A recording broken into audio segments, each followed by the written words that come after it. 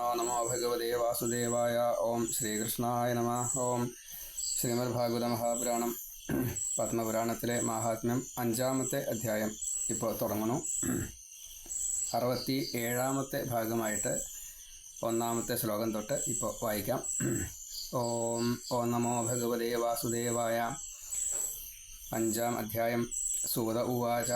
ഓം പിതര്യുപരതേ തേന ജനനീ താഡിതാഭൃശം ക്വ വിത്തം തിഷ്ഠതേ ബ്രൂഹി ഹനിഷ്യേ ലത്തയ ന ചേത്. നൈമിഷാരണ്യത്തിൽ വെച്ച് സൂതൻ ശൗനകാദി മഹർഷിമാരോട് പറയുകയാണ്, ഈ അച്ഛൻ്റെ യാത്ര, കാട്ടിലേക്കുള്ള വാനപ്രസ്ഥം, അപ്പോൾ അതിന് വേണ്ടിയിട്ട് പോയപ്പോൾ, മുക്തിക്ക് വേണ്ടി പോയപ്പോൾ ധുന്ധുകാരി അമ്മയെ കഠിനമായിട്ട് പലതരത്തിൽപ്പെട്ടതായിട്ടുള്ള ഉപദ്രവങ്ങളെ ചെയ്തു. അടിക്കുക തൊട്ടുള്ള കാര്യങ്ങളൊക്കെ ചെയ്തു. മുതൽ അവിടെ ഒന്നും ഇല്ല. ഇനി അമ്മട്ട എവിടെയാ സൂക്ഷിച്ചു വെച്ചിരിക്കുന്നത്, ഞാൻ അറിയാതെ കണ്ട് എവിടെയെങ്കിലും വെച്ചിട്ടുണ്ടോ എന്നൊക്കെ ചോദിക്കുകയാണ്. പറഞ്ഞിട്ടില്ലെങ്കിൽ ഞാൻ ഇനിയും ദ്രോഹിക്കും, വേണ്ടി വന്നു വെച്ചാൽ അമ്മയെ വധിക്കും. ഇനി അതിൽ കൂടുതൽ എന്താ പറയാനുള്ളത്? ഏതായാലും അത്രയും ഉപദ്രവിച്ചു. പിതരി ഉപരതേ, അച്ഛൻ പോയി കഴിഞ്ഞപ്പോൾ, ഉപരതി എന്നുള്ളത് മുക്തി എന്നുള്ള അർത്ഥം, ഈ ലൗകിക ഭാവത്തിൽ നിന്നും മുകളിൽ എന്നുള്ള ഒരർത്ഥമാണ്. അപ്പോൾ വാനപ്രസ്ഥത്തിനും അതേ വേണ്ടു, സന്യാസത്തിനും അതേ വേണ്ടു.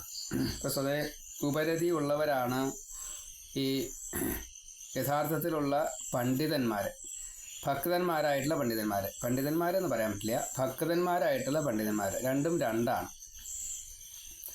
ഭക്തി ഉള്ളവന് പാണ്ഡിത്യം ഉണ്ടായിക്കോളന്നില്ല, പക്ഷേ ഉപരതി ഉണ്ടാവാം. പണ്ഡിതന് ഉപരതി ഉണ്ടാവാൻ ഭക്തി ഇല്ലാതെ കൊണ്ട് പറ്റില്ല. രണ്ടും രണ്ടാണ്. അപ്പോൾ ഇവിടെ ഭക്തനാണ് ആത്മദേവൻ ഉപദേശം സ്വീകരിച്ചത് ഗോകർണരിൽ എന്നുമാണ്. അപ്പോൾ അതും കുറച്ച് പ്രത്യേകമുണ്ട്. കാരണം ഭഗവാൻ യതിയുടെ അനുഗ്രഹം കൊണ്ടാണ് ഈ ആത്മദേവൻ്റെ പുത്രനായിട്ട് ഗോകർണൻ ജനിച്ചിരിക്കുന്നത്. ജന്മനാ തന്നെ വൈരാഗിയാണ്. അപ്പോൾ അദ്ദേഹത്തിൻ്റെ ഉപദേശം സ്വീകരിച്ചാണ് ഈ കാട്ടിലേക്ക് ആത്മദേവൻ പോയത്. ആ ആത്മദേവൻ്റെ പുത്രൻ വെച്ചാൽ മറ്റൊരു പുത്രൻ ധുന്ധുകാരി വളരെ മോശം. അദ്ദേഹം പോയ സമയത്ത് ഉപരതി ആണ് എന്നുള്ളത് സൂതൻ നമുക്ക് ആദ്യമേ തന്നെ പറഞ്ഞു തരികയാണ്.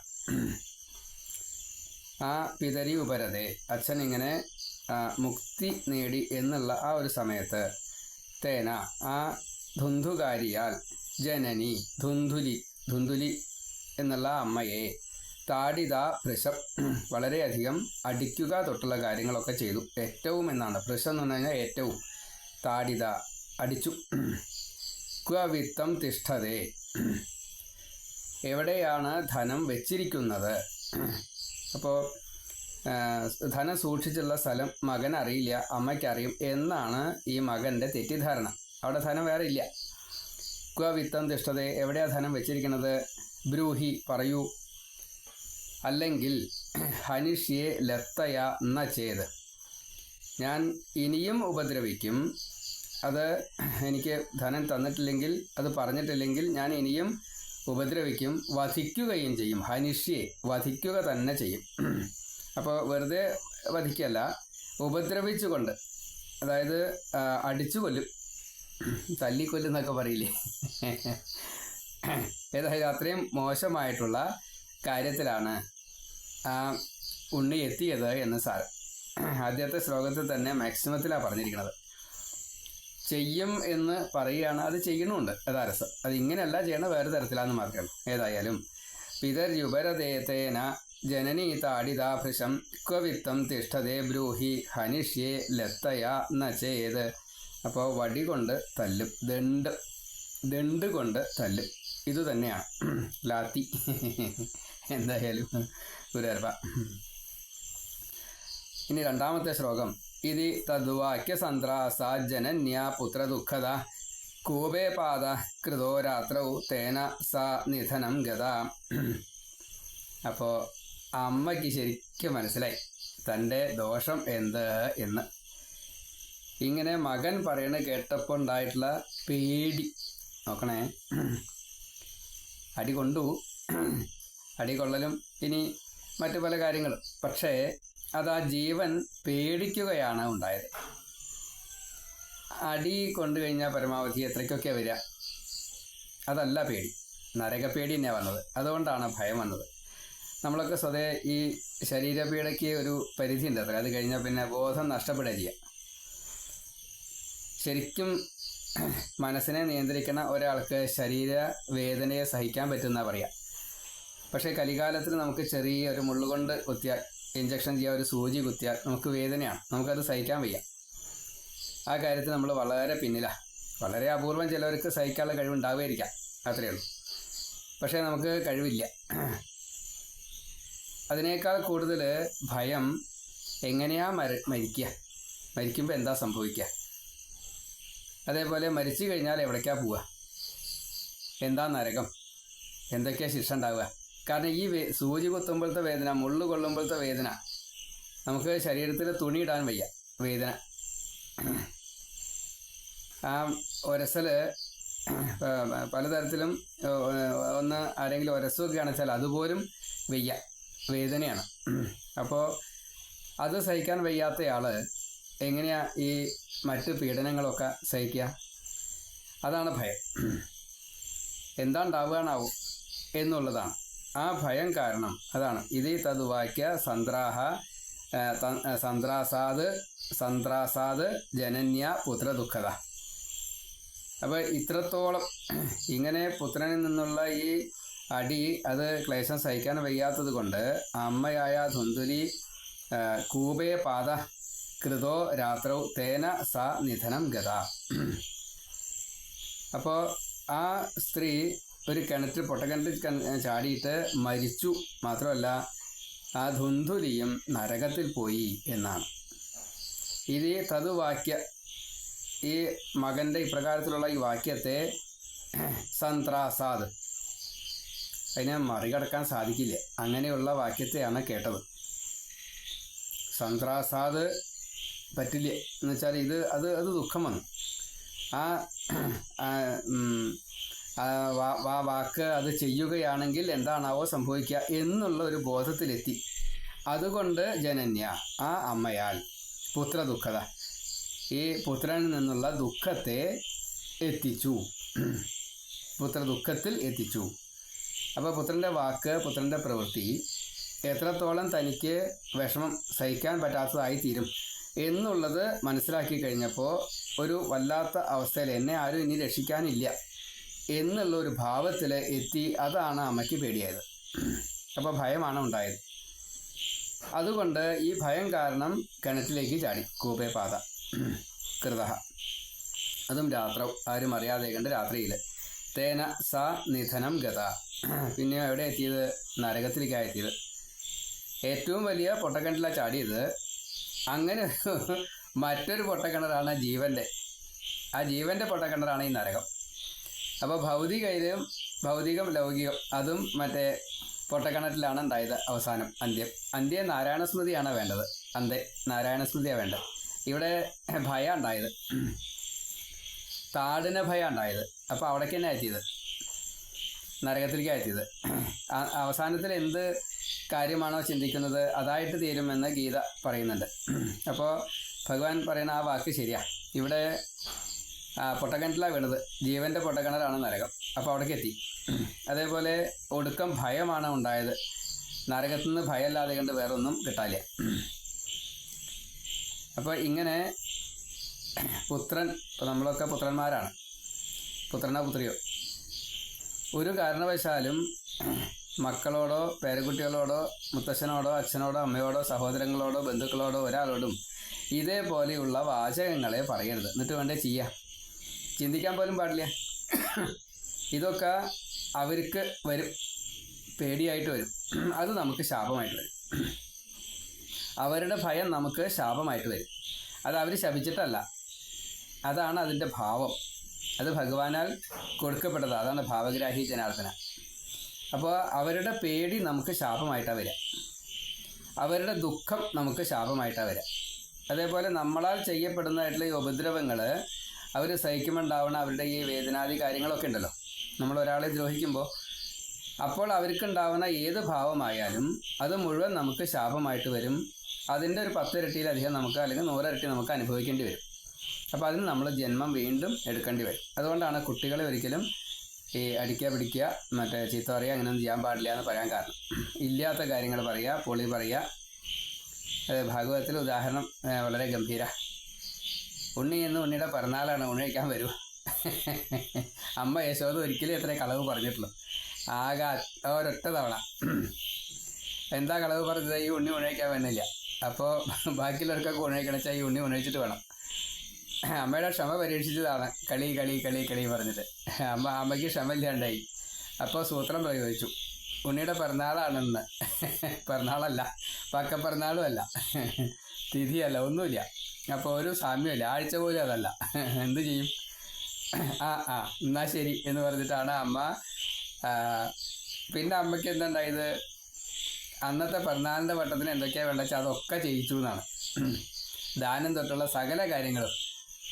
സദ്യവട്ടം വേണം, മറ്റേ ഈ എന്താ പറയുക, ദശപുഷ്പം ചൂടിക്കുക, മാല, പിന്നെ വയറുവള്ളി കൊണ്ട് ഒഴിയുക, അങ്ങനെയൊക്കെ ചില ചടങ്ങുകളൊക്കെ ഉണ്ട്. എന്താ ചടങ്ങ് വെച്ചാൽ ആ ചടങ്ങ്, അവിടുത്തെ ചടങ്ങ് എന്തോ അത് നമുക്കറിയില്ല, അവിടുത്തെ ചടങ്ങ് എന്താണെന്നുള്ളത്. ഏതായാലും പിറന്നാളിന് വേണ്ട വട്ടങ്ങൾ മുഴുവൻ ഉണ്ടാക്കിച്ചു. ദാനം തൊട്ടുള്ള കാര്യങ്ങളൊക്കെ, സൽക്കർമ്മങ്ങളെ ചെയ്യിച്ചു. അപ്പോൾ അന്നത്തെ ദിവസത്തെ ഊണ് വൈകുന്നേരത്തെ സായം സന്ധ്യയുടെ തൊട്ട് മുന്നേ ആയിട്ടുള്ള ഊണായിപ്പോയി. ഒരു തവണയെ കളവ് പറഞ്ഞിട്ടുള്ളൂ. എന്തേ കളവ് പറഞ്ഞത്? ഇന്ന് പിറന്നാളാണെന്ന്. ഊണഴിക്കാൻ വേഗം വരാൻ വേണ്ടിയിട്ടാ. ലക്ഷ്യം വളരെ നന്ന്, മാർഗം പഴിച്ചപ്പോൾ ഇങ്ങനെയായിപ്പോയി. മനസ്സിലായില്ലേ? അപ്പോൾ നമ്മൾ മുട്ടുന്യായം പറയാറുണ്ട്. ലക്ഷ്യം നന്ന് വെച്ചാൽ മാർഗം പഴിച്ചാലും കുഴപ്പമൊന്നുമില്ല എന്ന്. അപ്പോൾ കൃഷ്ണൻ എന്തേ കാണിച്ച്? അപ്പോൾ ഈ കുഴപ്പം വരും. അപ്പോൾ അതുകൊണ്ട് നമ്മുടെ ഭാഗവതന്മാരാണ്. ഒരിക്കലും മറ്റൊരാളോട് ഇതുപോലുള്ള കുട്ടികളോടൊന്നും കളിയായിട്ട് പോലും അങ്ങനെ പറയരുത്. ഇതി തദ്വാക്യ സന്ത്രാസാദ് ജനന്യ പുത്ര ദുഃഖത. കാരണം തന്നെ രക്ഷിക്കാൻ ഇനി ആരാളുള്ളത് എന്നുള്ളൊരു ഭാവമാണ് അവിടെ വന്നത്. അപ്പോൾ അതിൽ നിന്ന് ദുഃഖമല്ലാണ്ട് എന്താണ്ടാവുക? പേടിയും വന്നു. ദുഃഖം ഉണ്ടായി, പേടിയുണ്ടായി, ഒരു അരക്ഷിതാവസ്ഥ വന്നു. അപ്പോൾ ആരെ ശരണം പ്രാപിക്കുക? ഭഗവാനെ ശരണം പ്രാപിക്കേണ്ട അവിടെ ഉണ്ടായതുമില്ല. ശരണം പ്രാപിച്ചത് എവിടെയാണ്? പൊട്ടക്കിണറ്റിൽ. അപ്പോൾ കൂപേ പാത കൃതോ രാത്രം തേന സാ നിധനം ഗത. രാത്രിയിലാണ് കിണറ്റ് ചാടിയത്. അപ്പോൾ അതിലും അവധമുണ്ട്. രാത്രി എന്നുള്ളത് അജ്ഞാനമാണ്. അജ്ഞാനം കൊണ്ട് നമ്മൾ ഏത് പൊട്ടക്കിണറ്റില? ജ്ഞാനമില്ലാത്തതായിട്ടുള്ള ഈ ലൗകികതയിൽ തന്നെ വീണു. അപ്പം അങ്ങനെ വീഴരുത്. നമ്മൾ വീഴാതിരിക്കാൻ എന്ത് വേണം? ഭഗവാനെ ശരണം പ്രാപിച്ചാൽ മതി. നമുക്ക് ഇതുപോലെ എന്തെങ്കിലും ദുഃഖങ്ങളോ മറ്റു കാര്യങ്ങളോ ഒക്കെ ഉണ്ടെച്ചാൽ അപ്പം നാമം ജപിക്കുക. നമ്മുടെ മനസ്സിനൊരു പ്രത്യേകതയുണ്ട്. ഈ മനസ്സിനെ നമ്മൾ വിചാരിക്കുകയാണെങ്കിൽ ഒരു വിഷയത്തിൽ നിന്നും മറ്റൊരു വിഷയത്തിലേക്ക് കൊണ്ടുപോകാൻ വളരെ എളുപ്പമാണ്. അതിനെ ഒരു എക്സസൈസായിട്ട് ചെയ്യണം. നമ്മളൊരു മനസ്സിൽ വല്ലാതെ കണ്ട് ദുഃഖം അനുഭവിക്കുന്നു, അതല്ലെങ്കിൽ ഭയം അനുഭവിക്കുന്നു, പല വികാരങ്ങളാണല്ലോ നമുക്ക്. അപ്പോൾ നമ്മൾ ചില കടമകളെ മറക്കുക, അങ്ങനെയൊക്കെ ഉണ്ടാവും. ചില സ്നേഹം, ചില സന്ദർഭങ്ങൾ അങ്ങനെയാണ്. ഈ ഭാവം കൊണ്ട് മാത്രം നമ്മുടെ കടമകളെ നമ്മൾ മറക്കും. എക്സൈറ്റഡ് ആയിട്ട് നിൽക്കും, എക്സൈറ്റ്മെൻറ്റ് വരും. അപ്പോൾ അതിൽ നിന്ന് നമ്മളെ നാം തന്നെ മറ്റൊരു വിഷയത്തിലേക്ക് ഒന്ന് കൊണ്ടുപോവുക. ഏത് വിഷയമായാലും വേണ്ട. അപ്പോൾ വിഷയത്തെ മാറ്റാൻ വേണ്ടിയിട്ട് കൃത്രിമമായിട്ട് ഒന്ന് ചിന്തിക്കുക, നാല് പുറം നോക്കുക, അല്ലെങ്കിൽ ചെവി ഒന്ന് കൂർപ്പിക്കുക.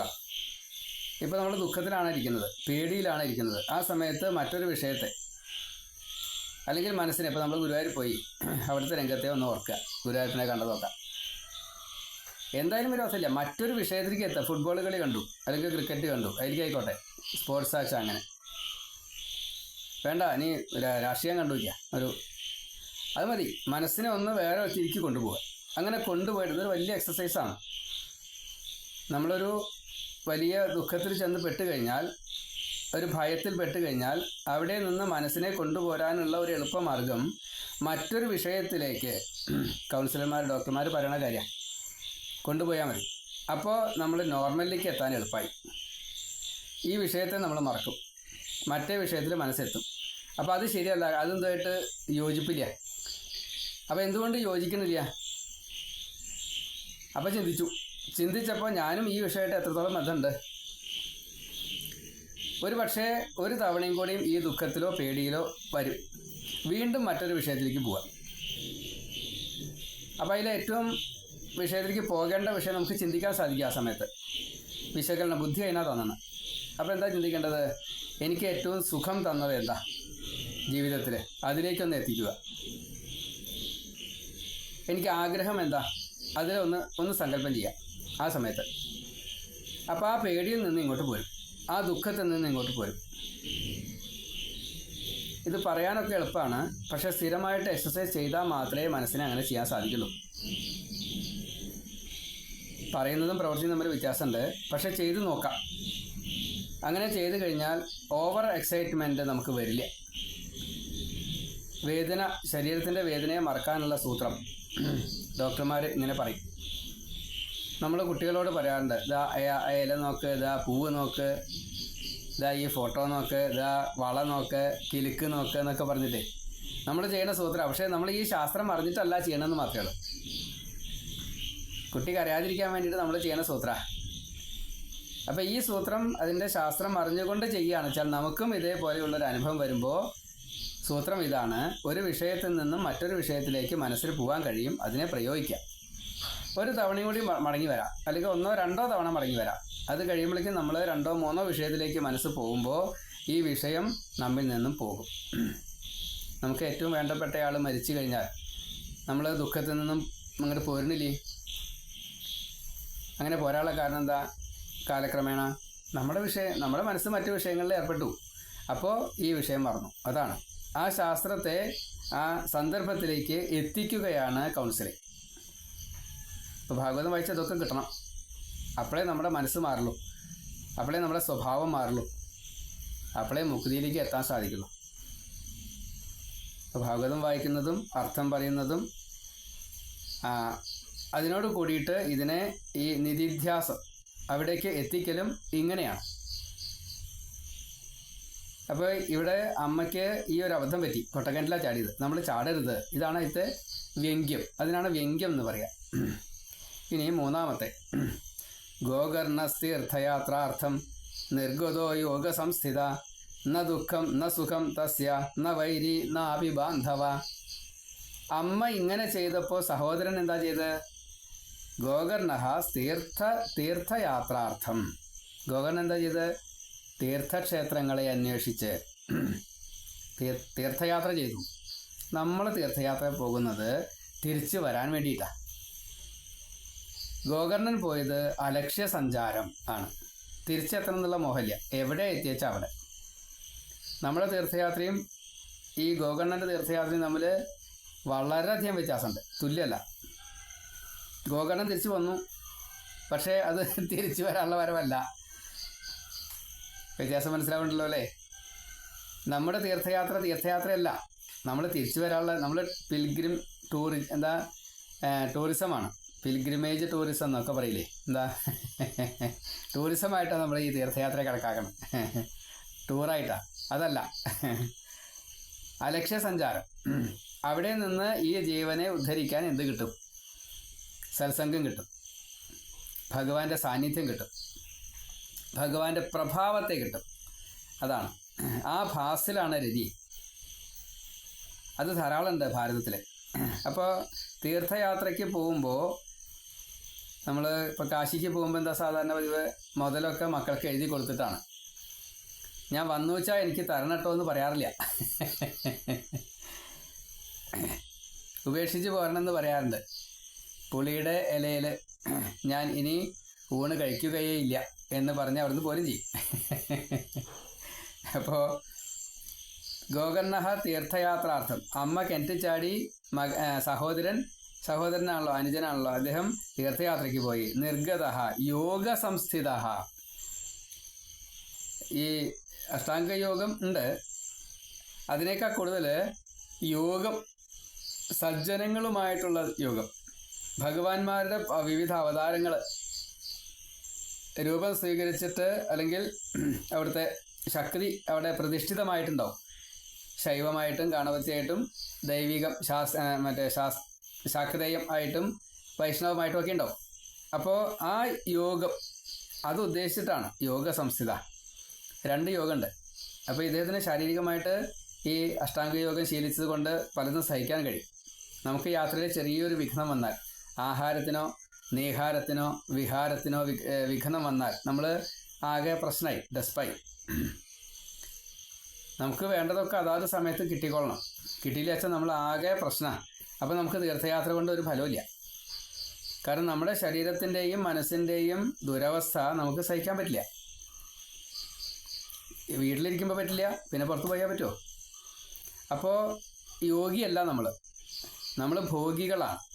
അപ്പോൾ ഈ ഭോഗത്തിൻ്റെ ഇടയ്ക്ക് കൃഷ്ണനെ ഒന്ന് കാണാം, ശിവനെ ഒന്ന് കാണാം, ഭഗവതി ഒന്ന് കാണാം, അവിടെ വരുന്ന തൊഴാൻ വരുന്നതായിട്ട് ഭക്തന്മാരെ ഒന്ന് കാണാം, അവിടുത്തെ VIP ആരാച്ചാൽ അവരെയൊക്കെ ഒന്ന് കാണാം. അത്രയേ ഉള്ളൂ.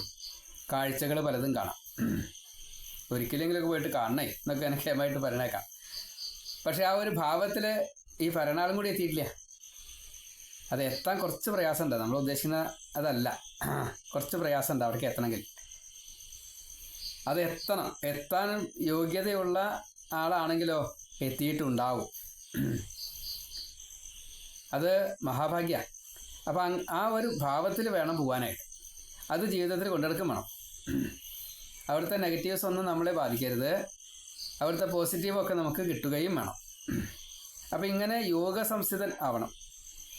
ഗോകർണൻ അങ്ങനെയാണ് പോയത്. അപ്പോൾ 2 തരത്തിലുള്ള യോഗം, ഭഗവാനും ഭക്തന്മാരുമായിട്ടുള്ള യോജിപ്പിക്കൽ, അതേപോലെ ഈ ശാരീരികമായിട്ടുള്ള വിഷമതകളെ നേരിടാനുള്ള കഴിവുള്ള യോഗം, അഷ്ടാംഗ യോഗം, അത് ഉള്ളതായിട്ടുള്ള ആ ഗോകർണൻ ഇങ്ങനെ പോയി.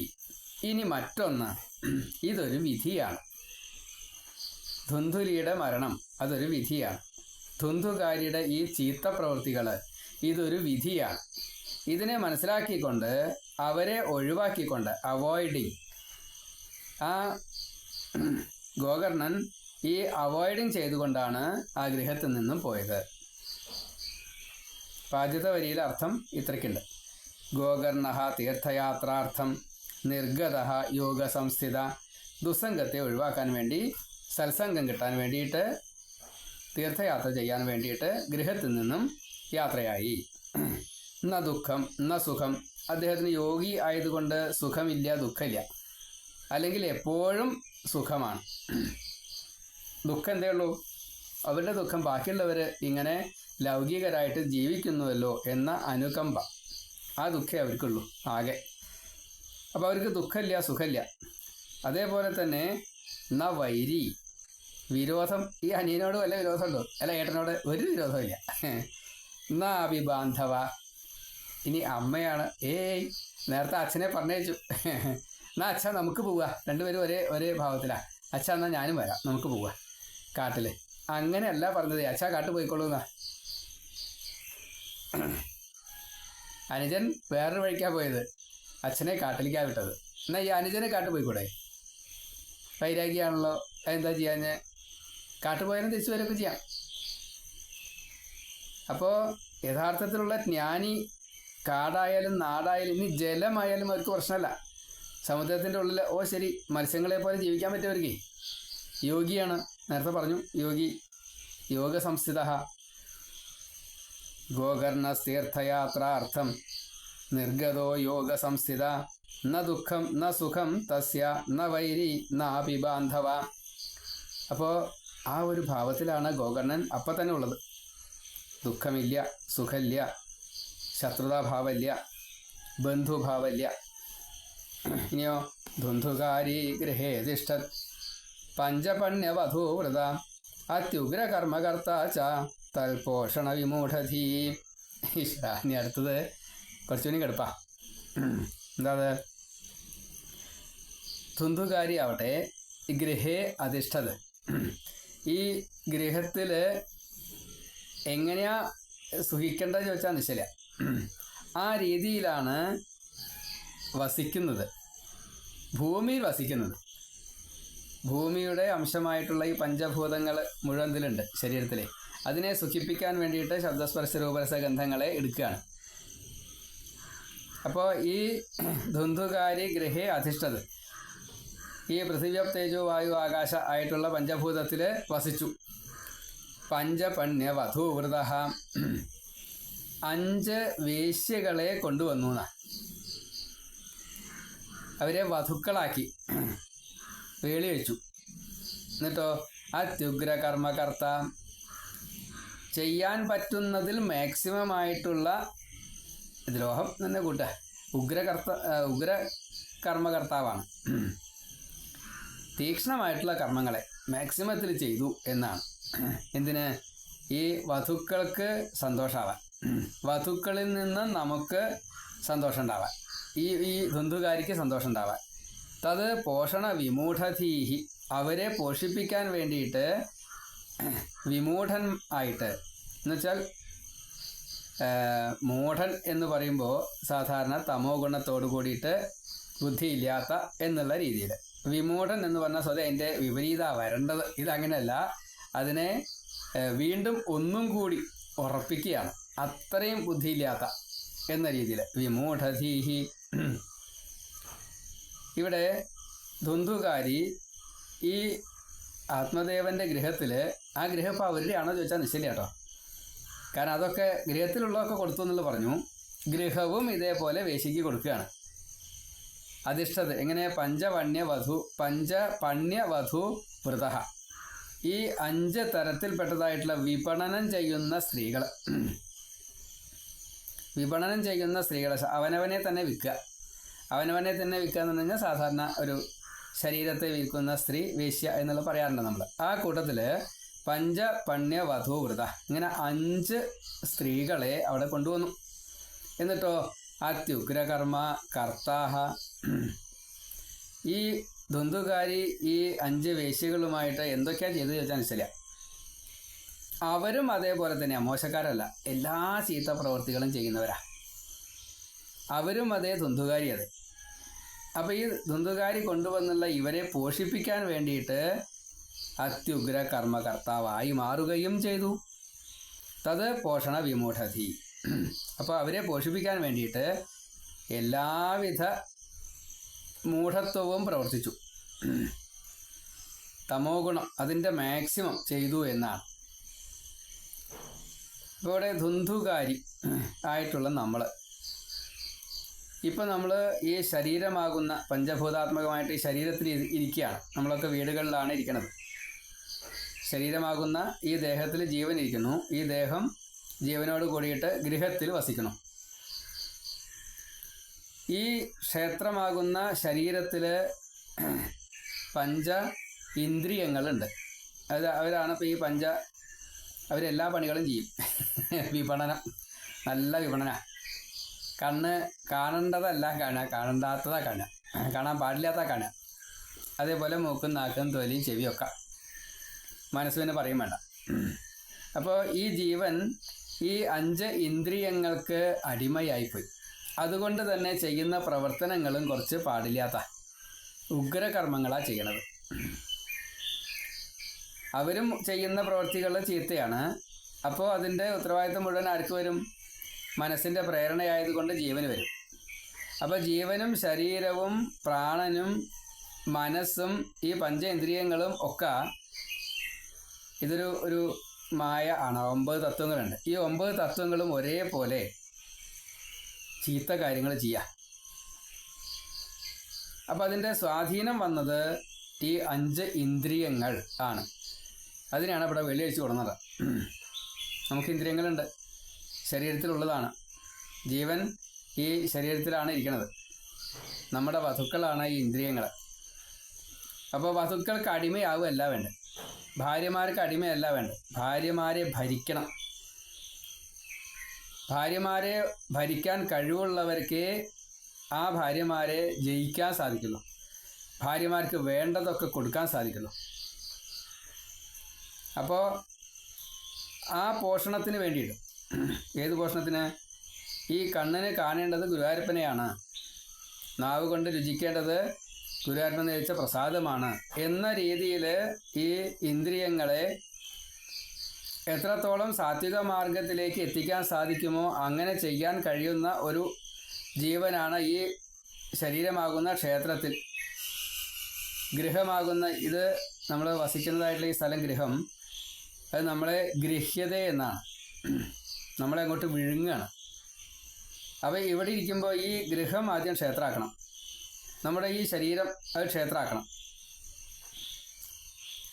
ജീവൻ അവിടെ ഈ വസുദേവൻ്റെ, അതായത് ക്ഷേത്രത്തിലിരിക്കുന്ന വാസുദേവൻ്റെ, ഭഗവാന്റെ അന്തര്യാമിയായിട്ടുള്ള സാക്ഷിയുടെ പൂജാരിയായിട്ട് മാറണം. തന്ത്രി പൂജാരി എന്താ വെച്ചാൽ വിരോധമില്ല.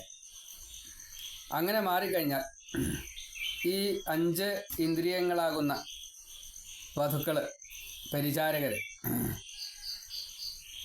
ഇവിടെ കീഴ്ശാന്തിമാരാണ് ഈ 5 ഇന്ദ്രിയങ്ങൾ. ഈ പൂജാരിയോ തന്ത്രിയോ പറഞ്ഞത് വേണം ഈ ഇന്ദ്രിയങ്ങൾ ചെയ്യാനായിട്ട്, ഈ കീഴ്ശാന്തിമാർ ചെയ്യാനായിട്ട്. അപ്പോൾ പിന്നെ പിഴയ്ക്കുകയോ? അത് മുഴുവൻ ഗുരുവായൂരപ്പന് വേണ്ടിയിട്ട് അത് ചെയ്യൂ, അത് ചെയ്യൂ, അത് ചെയ്യൂ. അപ്പോൾ ഗുരുവായൂരപ്പന് വേണ്ടിയിട്ടുള്ള ഈ പൂജ നമ്മൾ ചെയ്യുന്നത് ഈ മനസ്സാകുന്ന ഈ പൂജാരി, അത് ഈ കീഴ്ശാന്തിമാരാകുന്ന 5 ഇന്ദ്രിയങ്ങളെ വേണ്ട രീതിയിൽ പറഞ്ഞ് ചെയ്യിച്ച് അതിനെ സംഭാരങ്ങൾ കൊണ്ടുവരികയാണ്. കീഴ്ശാന്തി ഉണ്ടാക്കിയിട്ട് തിടപ്പള്ളിയിൽ നിന്ന് ഉണ്ടാക്കിയിട്ട് കൊണ്ടുവരിക ചെയ്യുക. അപ്പോൾ അത് ഉണ്ടാക്കിയിട്ട് കൊണ്ടുവരണം. അങ്ങനെ കൊണ്ടുവന്നത് ഭഗവാനെ സമർപ്പിക്കുകയാണ്. അപ്പോൾ ജീവൻ അനുഭവിക്കുന്നു, ഭഗവാനെ അത് കാണിക്കണം. ഭഗവാൻ ഒന്നും എടുക്കണില്ല. നേദിക്കുമ്പോൾ ഭഗവാനായിരുന്നു ഒന്നും എടുക്കണമെന്നില്ല. ഞാൻ ഇതാണ് കൊണ്ടുവന്നിരിക്കുന്നത്, കണ്ടോളൂ, ശരിയല്ലേ, ഇതാണ്. അപ്പോൾ ഭഗവാൻ പറഞ്ഞു, ശരിയാണ്, ഇങ്ങനെ വെച്ചാൽ നീ വേഗം എൻ്റെ അവിടത്തേക്ക് എത്തും. ഈ ഒരു ഭാവത്തിലാവണം നമ്മൾ ഭഗവാനെ കാണേണ്ടത്. എല്ലാം ക്ഷേത്രവുമായിട്ട് ബന്ധപ്പെട്ടതാണ്. ഗീതയിൽ ആദ്യത്തെ ഒരധ്യായത്തിൻ്റെ ആദ്യത്തെ വരി ഇതാണ്: ഇതം ക്ഷേത്രം ഇതി അഭിധീയതേ. കൗന്ദേയനോട് കൃഷ്ണൻ പറയുന്നതായിട്ടുള്ള വാക്യമാണ്. അപ്പോൾ നമ്മൾ ഈ ധുന്ധുകാരി എപ്രകാരത്തിലാണോ അധപ്പതിച്ചത്, അതേപോലെ അധപ്പതിക്കാതിരിക്കാൻ ഇതിൽ നിന്നുള്ള ഈ വ്യംഗ്യ അർത്ഥത്തെ നമ്മൾ എടുക്കണം. 5 വധുക്കളാണ് നമ്മുടെ ഇന്ദ്രിയങ്ങൾ. മേശാന്തിയും തന്ത്രിയും ആണ് നമ്മുടെ ഈ മനസ്സും ജീവനും. ആ ശ്രീകോവിലിലെ ഭഗവാനാണ് അന്തര്യാമിയായിട്ടുള്ള സാക്ഷി. ജീവൻ തന്ത്രിയാണെങ്കിൽ ഈ മനസ്സ് മേശാന്തിയാണ്. രണ്ടുപേരും കൂടിയിട്ട് ആണ് പൂജ ചെയ്യുക. ഭഗവാനായി നിന്ന് ഒന്നും എടുക്കണില്ല. അപ്പോൾ പക്ഷെ നമ്മൾ കൊണ്ടുവന്നത് ഇതാ പ്രസാദമാണ്, നല്ല പൂക്കളാണ്, വാസനയുണ്ട്. കാണാൻ തന്നെ എന്തൊരു ഭംഗിയ പായസനും ഈ പൂക്കൾക്കും മാലയ്ക്കും ഒക്കെ. അപ്പോൾ ഇങ്ങനെ ഓരോന്നും നമ്മൾ സംഭരിച്ചത് ഭഗവാനെ നമ്മൾ സർട്ടിഫൈ ചെയ്യാൻ വേണ്ടിയിട്ട് കൊടുക്കില്ലേ? യെസ്, ഇങ്ങനെ സർട്ടിഫൈ ചെയ്യിച്ചാൽ മതി. അപ്പോൾ ഈ ജീവന് അവിടേക്ക് എത്താൻ സാധിക്കും. 4ാമത്തെ ശ്ലോകം: ധുന്ധുകാരി ഗൃഹേ തിഷ്ഠത് പഞ്ചപണ്യവധൂവൃത അത്യുഗ്ര കർമ്മകർത്ത ച തത്പോഷണ വിമൂഢധീ. ഈ ധുന്ധുകാരി ആവട്ടെ ഈ ഗൃഹത്തിൽ വസിച്ചുകൊണ്ട് 5 വേശ്യകളെ കൊണ്ടുവന്നു. എന്നിട്ട് ചെയ്യാൻ പാടില്ലാത്ത കർമ്മങ്ങളൊക്കെ ചെയ്തു. ഈ വധുക്കളെ, ഈ വേശ്യകളെ തീറ്റാനും പോറ്റാനും അവരുടെ ആഗ്രഹങ്ങളെ സാധിപ്പിച്ചു കൊടുക്കാനും എന്നിങ്ങനെ പറഞ്ഞു വെച്ചു. ഇനി 5ാമത്തെ ശ്ലോകം തൊട്ട് അടുത്തതിൽ പറയാം. സർവത്ര ഗോവിന്ദ നാമ സങ്കീർത്തനം. ഗോവിന്ദ ഗോവിന്ദ നാരായണ